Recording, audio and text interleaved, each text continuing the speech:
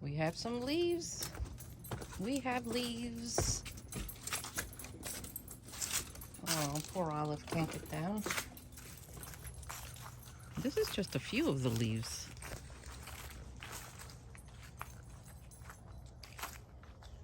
Wait till the wind starts.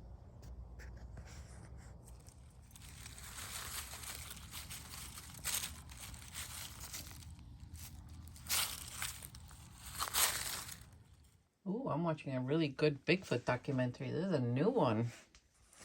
Look at the red wiggler, guys. See how fat they're getting?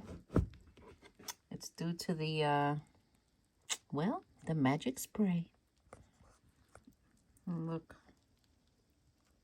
I always find pairs attached. So I have a moisture meter. Let's see what the moisture is on this.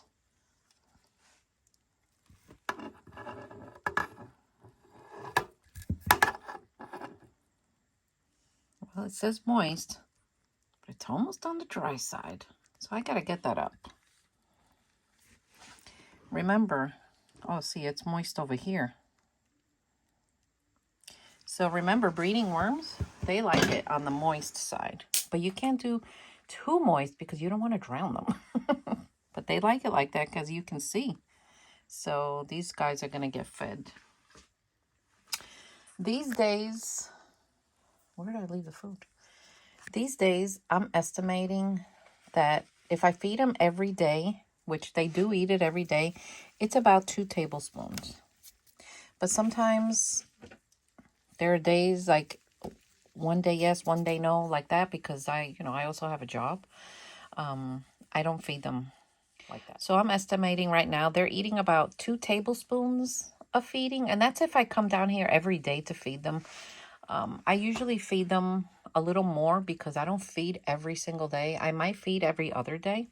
So I'm starting to use measurements like that so I could tell you guys how much, and that way you could use the same measurements. So the wetness in this is pretty good. So I'm going to spray it with my molasses spray now that you guys know. Guys, worms love sugar. They're crazy about sugar like we are. They just are. They love sugar. Okay, let's see this one. I haven't seen these. Oh, look, another pair.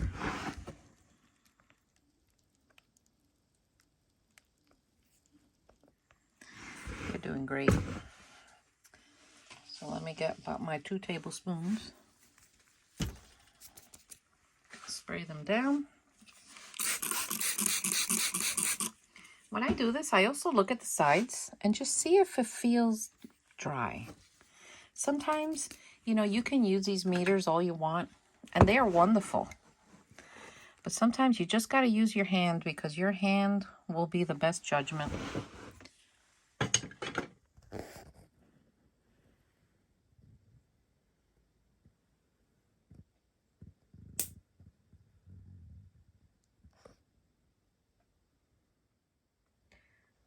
Guys, did you see the amount of cocoons that I have in here? All those little yellow dots and little brown dots are all cocoons. Oh my gosh. Let's see if we could get an up close of something like this. I would love to see one hatch. Can you imagine? Like right now? Wow. So I just showed you the cocoons from that one. So look at this one. This one, I kept it drier than that one. And do you see like any really cocoons coming around? I don't really see any cocoons. So definitely the one that's more moist had tons more cocoons than the one that was drier. Gosh, now I'm watching a documentary on giants of Patagonia unearthed. Huh, they're supposedly Bigfoots. Anyway, I just want to show you. These 3 have only cocoons in them. And this bedding is like their castings mixed into it and a little bit of peat moss mixed in. When you set cocoons up, you're not going to get 100% every little cocoon plain as day. I mean, you can do it. There are ways to do that, but it's very difficult and it's unnecessary. But I just want to show you the moisture.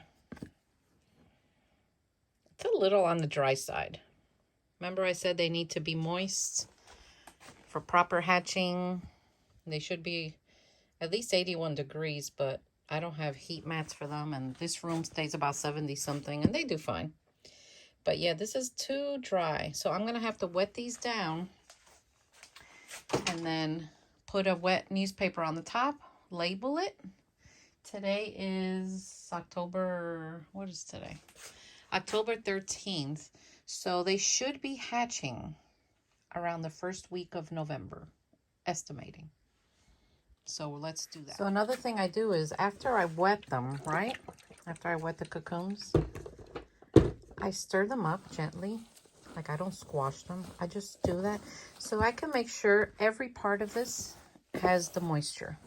Because one time I didn't do this and there was like an area, dry pocket on the bottom.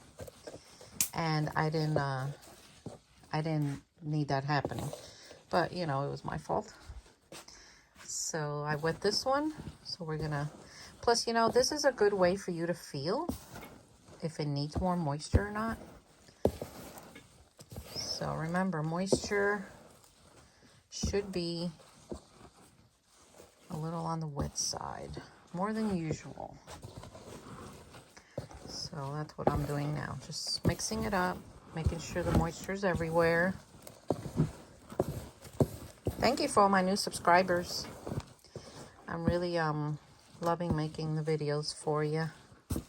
And I'm trying to put different languages in the closed caption so that other people could learn also.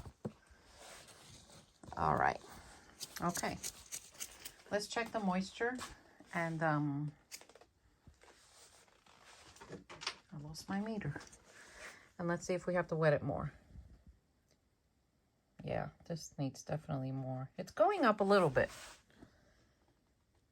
But definitely.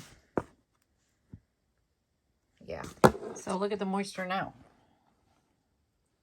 A lot better than this one. Let's check this one. Oh yeah, this one's wetter than the other one.